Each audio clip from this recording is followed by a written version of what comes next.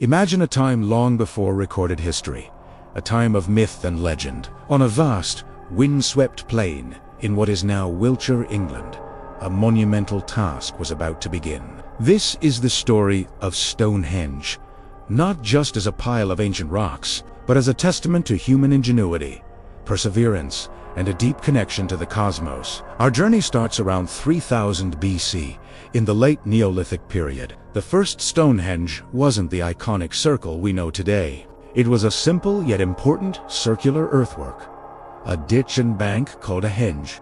Inside this circle, 56 mysterious pits were dug, now called the Aubrey Holes. What were they for? Some believe they held timber posts, others suggest they were for ritual offerings. But we know they were used for burials. Cremated human remains have been found within them, making Stonehenge one of the largest Neolithic cemeteries in Britain.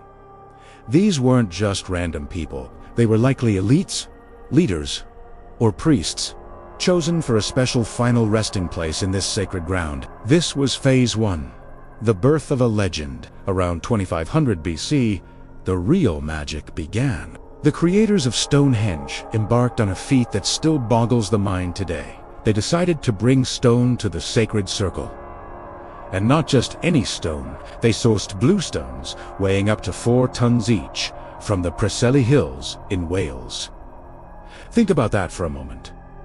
That's a journey of over 150 miles. How did they do it? The exact methods are still debated, but it likely involved a combination of brute force, clever engineering, and an incredible amount of communal effort. Imagine hundreds of people using wooden sledges, rollers, and perhaps even rafts to navigate rivers, all to transport these colossal stones. It would have been a multi-generational project, a sacred pilgrimage of stone and human will. These first blue stones were arranged in a double arc, marking a new, more ambitious phase for the monument. Why these specific stones from so far away? Geologists have found that some of these blue stones have unique acoustic properties. They ring like a bell when struck. Were they a kind of prehistoric bell tower, used in ceremonies? The mystery only deepens. Now, let us fast forward a few hundred years to the most iconic and dramatic phase of Stonehenge's construction. Around 2300 BC, the landscape was transformed forever. The Sarsen stones arrived. These are the colossal sandstone blocks that form the famous outer circle and the towering trilithons, the 3 stone structures that look like giant doorways. These stones were sourced locally from the Marlborough Downs, about 20 miles away, but local doesn't mean easy. These sarsens weighed an average of 25 tons. The largest, the heel stone, weighs around 30 tons. Moving them was a Herculean task. Once on site, an even more incredible feat of craftsmanship began. These ancient builders weren't just piling up rocks, they were shaping them. Using stone hammers, they pounded the sarsens into rectangular blocks. And here's the truly mind-blowing part.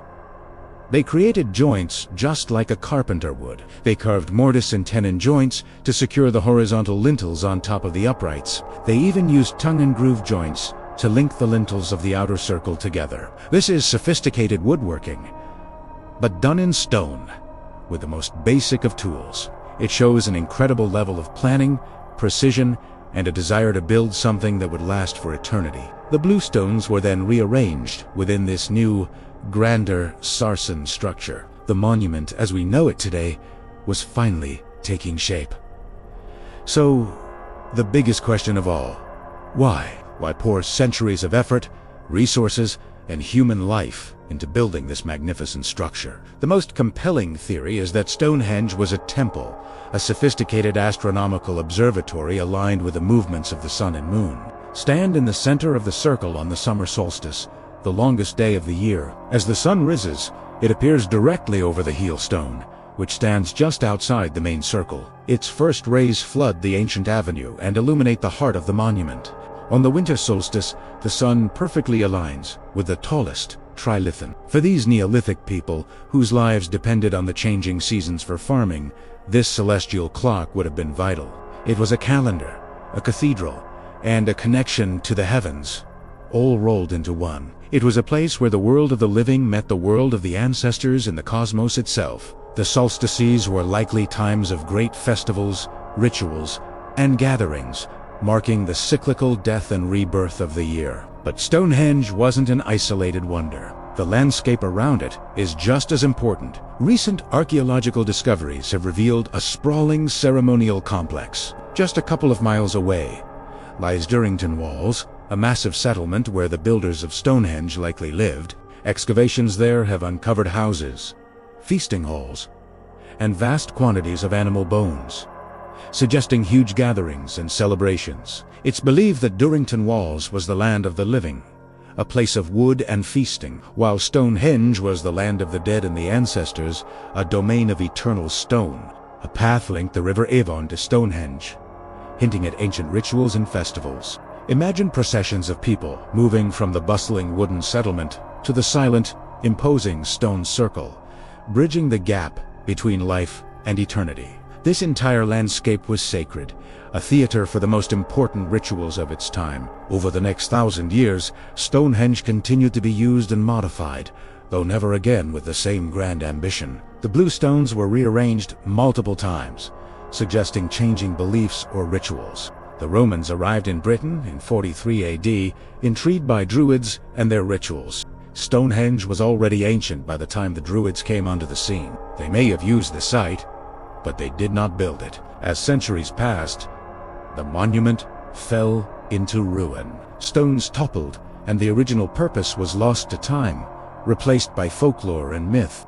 A legend says Merlin magically moved stones from Ireland to mark a legendary battle. Another story said they were placed there by giants. It was a place so extraordinary that people could only explain it through the supernatural. Stonehenge was rediscovered in the 17th and 18th centuries by folks like Aubrey and Stuckley. They made the first detailed plans and surveys, and Stuckley was the first to seriously connect the monument to the solstices and the Druids. However, it was modern archaeology, starting in the 20th century, that truly began to peel back the layers of its complex history. We've used cool tech like radiocarbon dating and geophysical surveys to figure out when it was built, where the stones came from, and even learn about the people and animals involved. Each new excavation, each new scientific test adds another piece to the puzzle. Yet, for every question we answer, new ones arise. We still don't know for sure how the stones were moved, what every alignment means, or the precise nature of the ceremonies held there. This enduring mystery is a huge part of Stonehenge's appeal. It's a silent witness to a lost world, inviting us to imagine, to question, and to wonder. To feel the wind whip across Salisbury Plain and watch the clouds drift over the mighty Trilithons is to connect with something ancient and profound. It's a link to our distant ancestors, a reminder of their incredible achievements and their deep spiritual lives. It shows us that even 5,000 years ago, humans were looking up at the same sun, moon, and stars, and asking the same big questions about our place in the universe. Stonehenge is more than just a tourist attraction. It's a shared human heritage. It challenges our modern notions of what's possible, proving that with unity, belief, and immense determination, people can achieve the seemingly impossible. So what is the ultimate legacy of Stonehenge? It's a story written in stone, a silent epic of faith, astronomy, and community. It represents a turning point in human history, a moment when people began to shape their world on a monumental scale, creating a landscape that reflected their understanding of the cosmos. It's a mystery that has captivated kings, poets, scientists, and dreamers for centuries. It shows there's so much more out there, and we all crave connection. The people who built Stonehenge left no written records, but they left us something far more powerful: a direct, physical connection to their world, their beliefs, and their incredible vision. As the sun sets over the Sarson Circle, casting long, dramatic shadows across the ancient landscape, the stones seem to hold their secrets just a little tighter. They have watched civilizations rise and fall, and they will continue to stand long after we are gone. The cinematic story of Stonehenge is not over. With every new discovery, a new scene is added to this epic tale. This story inspires awe and wonder in all of us, connecting us through time. Thank you for watching. If this mystery left you thinking, imagine what's next. Subscribe now, and keep searching with forgotten clues.